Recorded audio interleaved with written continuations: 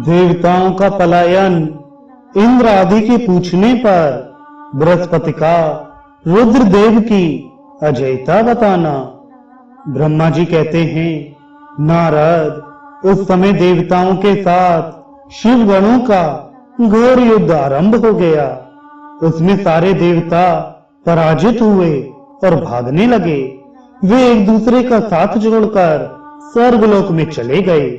उस समय केवल महाबली इंद्र आदि लोकपाल ही उस दारुण संग्राम में धैर्य धारण करके उत्सुकता पूर्वक खड़े रहे। तदनंतर इंद्र आदि सब देवता मिलकर उस सम्रांगण में बृहस्पति जी को विनीत भाव से नमस्कार करके पूछने लगे।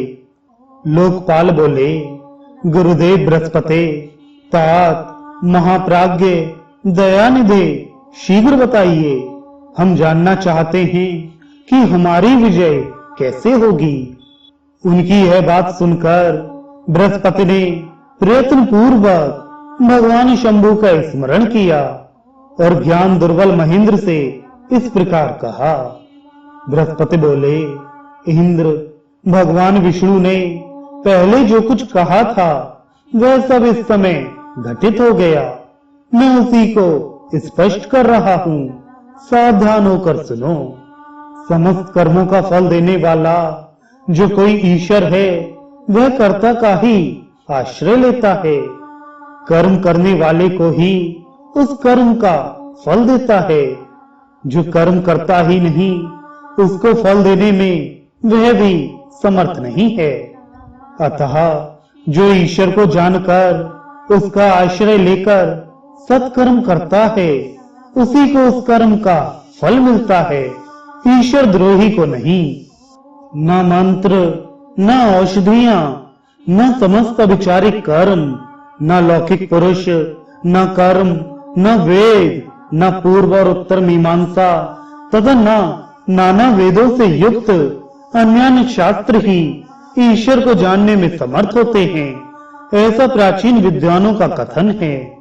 अनन्य शरण भक्तों को छोड़कर दूसरे लोग संपूर्ण वेदों का 10,000 बार स्वाध्याय करके भी महेश्वर को भली भांति नहीं जान सकते। यह महाश्रुति का कथन है। अवश्य भगवान शिव के अनुग्रह से ही सर्वथा शांत, निर्विकार एवं उत्तम दृष्टि से सदा शिव के तत्व का साक्षात्कार हो सकता है। सुरेश्वर, क्या कर्तव्य है और क्या कर्तव्य, इसका विवेचन करना। अभीष्ट होने पर मैं जो इसमें सिद्धि का उत्तम अंश है उसी का प्रतिपादन करूंगा। तुम अपने हित के लिए उसे ध्यान देकर सुनो। इंद्र, तुम लोकपालों के साथ आज नादान बनकर दक्ष यज्ञ में आ गए। बताओ तो यहाँ क्या पराक्रम करोगे।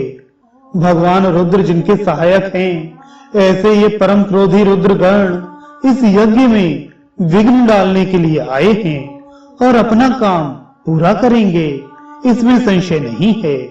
मैं सत्य सत्य कहता हूँ कि इस यज्ञ के विघ्न का निवारण करने के लिए वस्तुतः तुमने से किसी के पास भी सर्वथा कोई उपाय नहीं है।